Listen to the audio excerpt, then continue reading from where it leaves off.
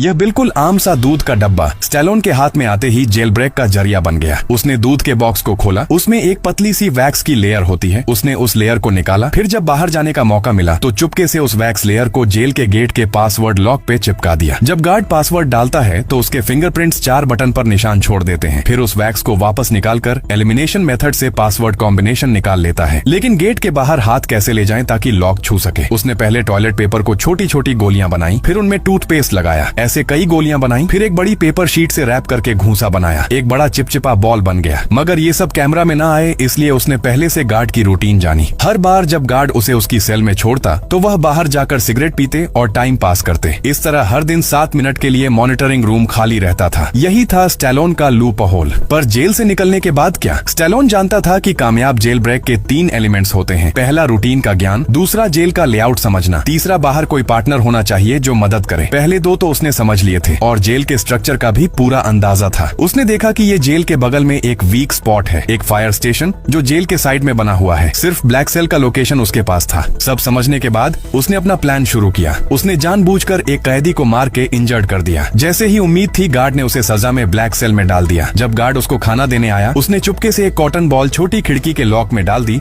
और फिर छोटी खिड़की आसानी से खुल जाती है। पासवर्ड सिर्फ 4 डिजिट्स का था। एलिमिनेशन मेथड से उसने जल्दी क्रैक कर लिया। ब्लैक सेल से निकलते ही उसने मॉनिटरिंग सिस्टम को 1 मिनट पहले का फुटेज दिखा दिया। फिर फायर स्टेशन से कनेक्टेड वेंटिलेशन पाइप ढूंढा। जब गार्ड्स अपना काम छोड़ के टाइम पास कर रहे थे उस वक्त स्टैलोन पाइप से क्रॉल करके बाहर निकल गया और बाहर उसकी साथी टाइम पे पहुंच गई। इसी वक्त एक छोटी कार में उसने ब्लास्ट किया ताकि फायर अलार्म बज जाए और फायरमैन साइड पे आए। गार्ड्स ने सीसीटीवी देखा पर उन्हें सब कुछ ठीक नजर आया। तब तक वह स्टैलोन फायर स्टेशन में घुस चुका था और जल्दी से वहां के रिजर्व फायर फाइटर यूनिफॉर्म पहन लिया। वो फायर ट्रक के नीचे चुपके से उसके साथ ही घटना स्थल तक पहुंच गया। फिर आराम से ट्रक के नीचे से बाहर निकला। सब लोग उस वक्त अफरा तफरी में थे इसलिए किसी ने उस पर ध्यान भी नहीं दिया। आखिर में अपने साथी की गाड़ी में बैठकर वो सफलता से जेल से निकल गया। यह थी स्टैलोन की 14वीं सफल जेल ब्रेक। लेकिन वो कोई आम अपराधी नहीं है। उसका असली काम होता है जेलों की सुरक्षा को परखना। वो फेडरल जेल प्रशासन के लिए काम करता है। एक झूठी पहचान बनाकर जेल में जाता है और अपनी स्किल्स से वहां से निकलता है ताकि यह साबित कर सके कि जेल वाकई में सुरक्षित है या नहीं। करोड़ों रुपए खर्च करके बनाई गई जेल भी स्टैलोन से नहीं बच पाई। इस वजह से कई लोग उसकी जान के दुश्मन बन गए। एक दिन CIA के लोग उसके पास आए और बोले कि एक दूर की जेल में जाना होगा। उस जेल का नाम या लोकेशन किसी को बताना अलाउड नहीं था। यह मिशन बहुत खतरनाक था लेकिन स्टैलोन मान गया क्योंकि पेमेंट पुराने मिशन से डबल थी। पैसा सच में इंसान से कुछ भी करवा सकता है। उन लोगों ने स्टैलोन को एक नई पहचान दी और एक सीक्रेट एग्जिट कोड दिया। अगर कुछ गलत हो तो उसे बोलकर निकल जाए। जाने से पहले उन्होंने उसके शरीर में एक ट्रैकिंग डिवाइस भी फिट किया। जल्दी ही वो दिन आ गया जब उसे जानबूझकर अरेस्ट होना था। लेकिन इस बार सब कुछ अलग था। उन लोगों